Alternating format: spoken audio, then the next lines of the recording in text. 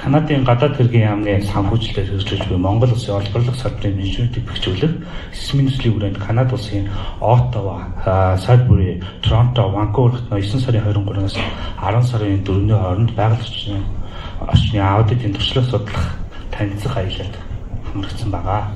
За энэхүү аялалд бол уул байгаль орчин ажилчдын яамны байгаль орчин үнэлгээ аудит хэлцээнд арга ирэх бод уул уурхай хүндлэлтүрийн яамны хэн шинжилгээ үнэлгээ дотоод аудитын газрын дарга бодгоо сангийн яамны нэгтлэн бодох бүртгэлийн бодлогын газрын дарга төвдөнд орж үндэсний аудитын газрын гүйцэтгэлийн аудитын газрын ахлах мэргэжилтэн хотын цэцэг өмнө говь аймгийн байгаль орчин аял жуулчлалын газрын мэргэжилтэн оргилма байгаль орчин аудитын холбооны гүйцэтгэх захирал Алтан цөх SMINUS-ийн ахлах зөвлөх Анарма байгаль орчин аял жуулчлалын яамны үнэлгээ аудитын мэргэжилтэн аз жаргал бүрэлдэхүүнээр оролцсон байна. За би ингээд энэ ихтгэлээр танилцсан байгууллагуудаа ерөнхийд нь ангилж үзвэл засгийн газрын түвшинд, мужийн түвшинд төрийн бүс байгууллага аж ахуйн нэгжиж дөрөв ангилж үзсэн байгаа. Засгийн газрын түвшинд бол Канадын нийслэл Оттава хотод байх байгаль орчин уур амьсгалын өөрчлөлтийн яам хамаарч байгаамаа. Канадын байгаль орчин уур амьсгалын өөрчлөлтийн яамны байгаль орчин хамгаалах салбарын уул уурхайн боловсролтын хэлцээний дарга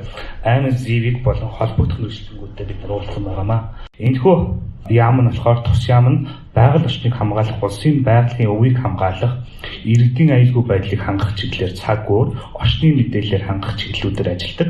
Мөн ус, агаар, хөрс, ургамал, амьтны аймаг зэрэг байгалийн тэнцвэр хадгалах бодлого барьж хэлийн устай холбоотой дүрм журмыг мөрдүүлж холбооны засгийн газрын болон байгаль орчны бодлого хөтөлбөрийг зохицуулдаг аж ахуй гэж байгаамаа. За хоёрт нь мужийн түвшинд бол Онтарио мужийн хүрээлэн орчин уур амьсгалын өөрчлөлтийн яамд очиж танилцсан байгаа. Энэ нь бол бүс хариуцсан дарга Дрю Бренэн, Онтарио мужийн хойд бүсгийн хөгжил уул уурхай яамны нөхөн сэргээлт хариуцсан Бренэн Макмохан болон холбоотой хүмүүстэй бид нар уулзсан байгаа.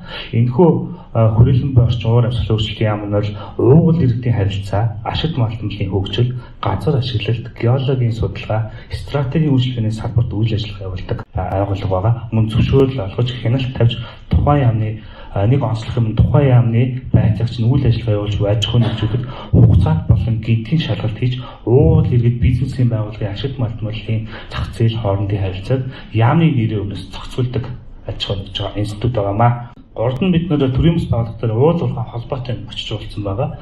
Энд нь Канадын уул уурхай холбоо нь 1935 оноос хойш үйл ажиллагаа явуулж байгаа. Тус холбооны доктортой хөгжил хариуцсан дэд ерөнхийлөгч Бен Шелбертэй уулзсан байгаа. Тус байгууллага үндэсний болон олон улсын хэмжээнд Канадын уул уурхай салбарын дуу хоолойг хүргэдэг.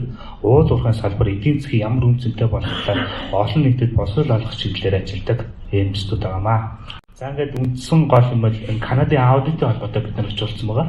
Энэ Канадын аудитын холбооны ерөнхийлөгч Питер Бюкхентэй бид нар уулзсан байгаа. Энэ дээр мөн манай Монгол улсын байгаль орчин аудитын холбоо болон Канадын байгаль орчны аудитын холбоотой бид нар гарын үсэг хоёр холбоо хоорондоо гарын үсэг харилцан тусах гарын үсэг үзүүлсэн байгаамаа.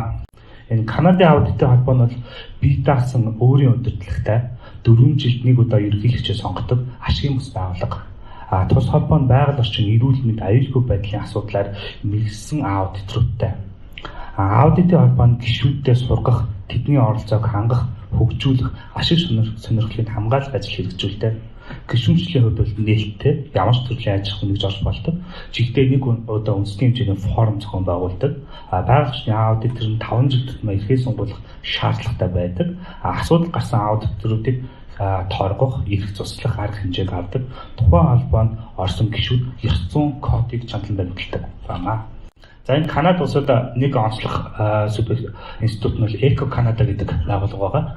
Энэхүү Эко Канада гэдэг нь болохоор манай Монгол улсад аудитын эрхийг төрийн захааны төв байгууллага буюу байгаль орчин аял жуулчлалын яам олгоод байгаа. Канада улсын хувьд бол энэ Эко Канада гэдэг төрийн бүс байгууллага нь энэхүү тусгай зөвшөөрлийг олгодог гэт институт байгаа. Эко Канада байгууллага нь байгаль орчны аудитын салбарын ажиллах хүч бэлтгэдэг байгууллага юм. Тус байгууллагын ерөнхийлөгч Кевин Нильсонтэй бид нэр уулзсан байгаа. Тухайн байгууллагаас гэрчлэл авахын тулд тодорхой ажлын туршлага, байгаль орчны чиглэлээс сургалтанд суусан байх шаарддаг. Байгаль орчны аудитын байгууллагын аудитор сургалтын хөтөлбөр магадлалын итгэмжлэл хийж чанарын баталгаажуулалтыг олгодог. Хөдөлмөрийн зах зээлд судалгаа хийдэг юм байгууллага байна. За бид нэр энэ компани байгууллагад орсон ба энэ болохоор Sudbury хотод байрлах Glencore компани Nickel Operations үйлдвэр дээр очсон байгаа. Энэхүү үйлдвэр нь 1928 оноос хойш Канадын хойд Онтариогийн нутагт дэвсгэрт никель цэсийн хөтөр албарлаж үйл ажиллагаа явуулдаг ийм компани байгаа. Энэ Glencore компани бол нийтдээ 1300 орчим хүн ажилладаг. Энэхүү үйлдвэр нь ботлуур, хайлуурын үйлдвэрээс бүрддэг. Жилдээ 95,000 тонн никель цэс боловсруулдаг. Glencore компани дижитал Peter Harris-тэй уулзаж энэхүү компанид танилцсан байгаа. Энэ дээр бол нэг онцлог юм гэх юм бол энэхүү компани бол хаягдлын гэх юм уу нөхөн сүлтэй усаад дэврэн бүрхэж нөхөн сүлтэй хийдэг. Онцлогтой байгаа.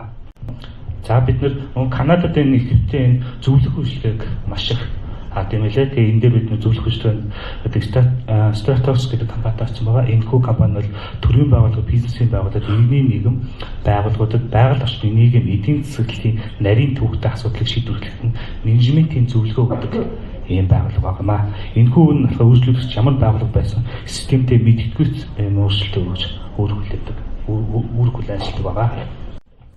За Канадад улсын байгаль орчны аудитын тогтолцоо, талуудын оролцоо, тэдний эрх үүрэг, хүчлийн чиг хандлах зэргийг судлах, ойлгож суралцах зорилготой бид энэхүү аялалд хамрагдсан байгаамаа. Үүндээс бид нэр хүрсэн гэж үзэж байгаа. Шинээр суралцсан зүйлсээ ингээд дараах зүйлийг хэлсэн байна. Нэгт нь бол эрх зүйн баримт бичгийг өөрчлөхөд өртөг үр хөгжийн анализ хийх, аудитын чанарын баталгаажуулалтын систем бүрдсэн, аудитын компани, аудитор, аудитын сургалтын хөтөлбөртэй болох, мөн аудитын шин төлөвлөлт болох техник эрсдэл суурилсан аудиттай болох, мөн зөвхөн байгалийн бүрэлдэхүүн хэсгүүдэд хязгаарлахдаггүйгээр нийгмийн асуудал дээр нь аудит хийх, мөн төрийн болон төрийн бус байгууллагын нэгт хамтын ажиллагаа, санхүүгийн хөрөнгө зах зээлийн аудитын дүгнэлтийг хэрэглэх, аудитын сертификат шалгуурыг хүчинтэй хугацаанд 5 жилээр байлгах, мөн аудитын процессыг стандартчлах, аудитын ёс зүйн кодыг илүү системтэй болгох иймэрхүү шин санаандыг харсан байгаа.